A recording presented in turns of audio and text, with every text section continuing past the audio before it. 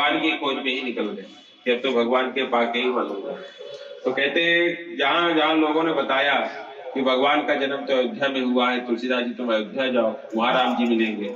किसी ने कहा कि भगवान तो वनों में रहते हैं, उत्तराखंड, हरिद्वार, ऋषिकेश इन स्थलों में जाओ। तुलसीदास जी वहां भी गए। जहां जिसने बताया तुलसीदास जी अयोध्या, काशी, मथुरा, वृंदावन सभी जगह भटके, लेकिन किसी भी तीर्थ में भगवान का दर्शन नहीं हुआ।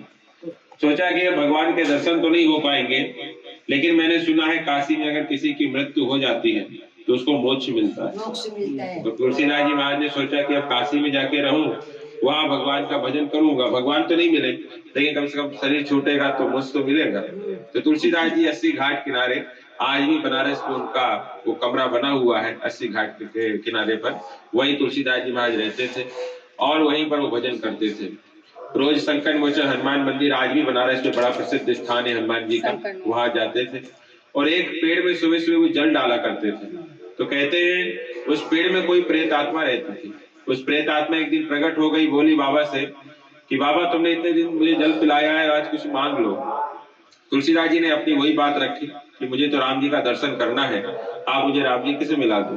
तो उस प्रेत ने कहा कि मैं राम जी से तो नहीं मिला सकता, लेकिन तुम्हें मार्ग बता दूंगा। जहां आप संकट मोचन हनुमान मंदिर में रोज दर्शन करने जाते हो, तो जो पंडित जी राम कथा करते हैं, जो लोग सुनते हैं, उन्हीं श्रोताओं में से एक हनुमान जी महाराज भी होते हैं। वो सबसे अलग बैठे रहते हैं, कम्बल ओढ़े, उनके चरण पकड़ लेना, वो हनुमान जी हैं, वही आपको राम जी से मिलाएंगे। तुलसीदास जी महाराज जब उस मंदिर में गए तो जैसा वो प्रेत राज ने बताया था, सेम उसी तरह वो व्यक्ति उन्हें मिला। लेकिन उस समय कथा चल रही थी, उस समय तो वो नहीं बोले, लेकिन जब कथा समाप्त हो गई, सब लोग जाने लगे, तो हनुमान जी महाराज की जाके चरणों को पकड़ लिया। तो जो व्यक्ति थे हनुमान जी महाराज, उन्होंने कहा कि मुझे छोड़ो, मेरे शरीर में ये रोग है, ये तुमको भी लग जाएगा। तो तुलसीदास जी ने कहा कि प्रभु मैं पहचान गया, आप हनुमान जी हैं। तुलसीदास जी महाराज के सामने भगवान असली रूप में हनुमान जी महाराज आए। उन्होंने, तुलसीदास जी ने अपनी पूरी जीवन की कथा सुनाई कि ऐसा ऐसा मेरे साथ हुआ, अब मुझे इच्छा है लास्ट में राम दर्शन करने की। तो उन्होंने कहा कि तुम्हारी इच्छा राम दर्शन करने की है तो ये भी पूरी मैं कर दूंगा, लेकिन इसके लिए आपको चित्रकूट जाना पड़ेगा। चित्रकूट के राम घाट पर तुम एक कुटिया बनाओ, वहीं रहो, वहीं भगवान का भजन करो, जैसे यहाँ भजन कर रहे हो, वहां तुमको राम जी के दर्शन होंगे। तुलसीदास जब चित्रकूट आए तो उन्होंने इसी जगह एक रहने के लिए अपने एक छोटी सी कुटिया का निर्माण किया, और जो अखंड ज्योत का आप लोग दर्शन कर रहे हैं, इसी ज्योत को जलाकर तुलसीदास जी ने यहाँ पर 21 साल तक राम नाम का जाप करते रहे। कहते हैं एक बार तुलसीदास जी महाराज का रोज का नियम था कामतानाथ जी की परिक्रमा लगाना। शायद आप गए हो या फिर आप जाइएगा, 5 किलोमीटर की परिक्रमा है। तो वहां पर एक बार भगवान के दर्शन हुए थे, घोड़े पे सवार होकर राम लक्ष्मण जा रहे थे, घोड़े पे सवार होकर गए तो तुलसीदास जी ने सोचा कोई राजकुमार के बच्चे हैं, शिकार खेलने जा रहे हैं, तो उन्होंने आंखें बंद करके राम राम का जाप करने लगे।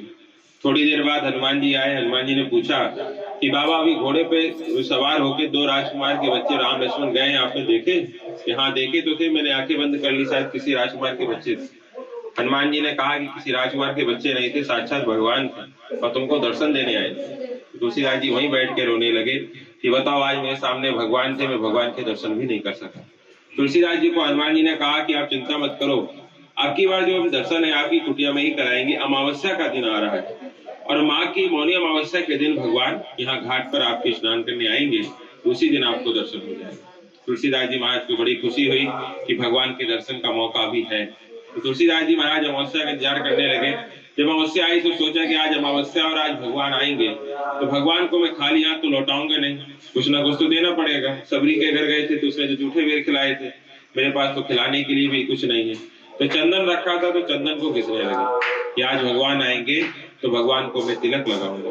चंदन घिसते घिसते भगवान की आने की खुशी तो इतनी थी कि खुशी में तुलसीदास जी महाराज की आंसू बह रहे थे और चंदन घिसे जा रहे थे। प्रभु आएंगे चंदन लगाऊंगा, प्रभु आएंगे चंदन लगाऊंगा। उस खुशी को देखा जब प्रभु ने, तो भगवान की भी आंखों में आंसू आ गए कि बताओ आज भक्त के पास कुछ नहीं है तो चंदन घिसना ही शुरू कर दिया। लेकिन भगवान तो होते ही प्रेम के भूखे, भगवान भी कहाँ ठहरने वाले। भगवान राम और लक्ष्मण दोनों बालक के रूप में प्रकट हो गए। तुलसीदास जी के पास आए, बोले बाबा आज हमने भी घाट पर स्नान किया है, हमको भी तिलक लगा दो। तुलसीदास जी ने मना कर दिया, ये तिलक मैं आपको नहीं लगा सकता, आज मेरे भगवान आने वाले हैं, उनको तिलक लगा घिस रहा हूं मैं। तो हनुमान जी महाराज एक पेड़ के पीछे छिपकर ये सारा दृश्य देख रहे थे। हनुमान जी तुरंत समझ गए कि आज भी लगता है निकल जाएंगे भगवान हाथ से और आज भी दर्शन नहीं होंगे। लेकिन हनुमान जी ने इस बार मौका नहीं छोड़ा, क्योंकि अभी आगे रामायण लिखवानी है। तुलसीदास जी को दर्शन नहीं होंगे तब तक रामचरितमानस भी नहीं लिखेंगे। तब उस समय हनुमान जी तोता बने और तुलसीदास जी को दोहा सुनाए कि चित्रकूट के घाट पर भई संतों की भीड़, तुलसीदास चंदन घिसे तिलक दे। बाबा तुम जिसको तिलक लगा रहे हो ये तो भगवान है। जैसे तुलसीदास जी ने सुना तुरंत चंदन छोड़ के चरणों को पकड़कर रोने लगे। तो भगवान ने अपना विराट दिव्य रूप का दर्शन तुलसीदास जी को अभी कलयुग में 450 साल पहले दर्शन करा दिया। भगवान ने आशीर्वाद दिया कि तुम्हारा तो कल्याण हो गया। तुलसीदास जी ने कहा प्रभु मेरा तो कल्याण हो गया, लेकिन जगत का कल्याण कैसे होगा, सब थोड़ी मेरे तरह तपस्या कर सकते हैं। तो भगवान ने कहा कि तुमने जो जोत जलाई है, ये जोत तुम्हारी जो भी भक्त इस स्थान पे जलाएगा, इस स्थान में जो भी तुम्हारी रामचरितमानस को गाएगा, उन भक्तों का भी कल्याण होगा। आज भी 111 साल से अखंड रामायण और 24 घंटे 473 साल से तुलसीदास जी की जोत जल रही है। आज भी यहाँ कोई दान नहीं होता।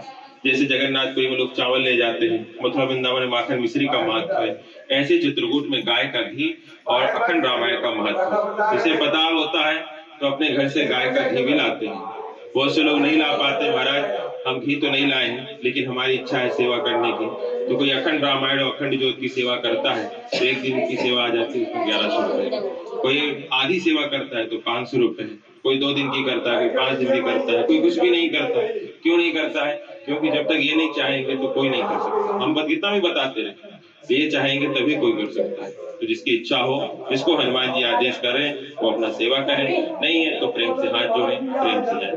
ऊपर में राम लक्ष्मण सीता जी हैं, इधर तुलसीदास जी हैं, भगवान श्री राम जी हैं और इधर तोतामुखी हनुमान जी हैं। हनुमान जी का जरूर दर्शन करना, क्योंकि कलयुग के राजा हैं। ऐसे हनुमान जी का दर्शन पूरे विश्व में नहीं है और हनुमान जी से सब लोग प्रार्थना करना कि हनुमान जी महाराज जैसे आपने तुलसीदास जी को राम जी से मिलाया, ऐसी कृपा हमारे ऊपर भी करना। बोलिए हनुमान जी महाराज की जय। सभी लोग यहाँ का रामचरितमानस नहीं, रामचरितमानस लिखा यहाँ था लेकिन उसका प्रकाशन अयोध्या में किया। यहाँ 21 साल में के बाद राम के दर्शन के बाद 1631 की डेट मिली है। तुलसीदास जी ने 1600 तुलसीदास जी को 1607 में दर्शन हुए थे। 473 साल पहले। और उसके बाद उन्होंने 1631 में रामायण लिखा। 1554 में जन्म हुआ था तुलसीदास जी का। 1554 में और राम जी का भी 1607 में। बोलो ना, सभी संतों की तुलसीदास चंदन के जय श्री राम।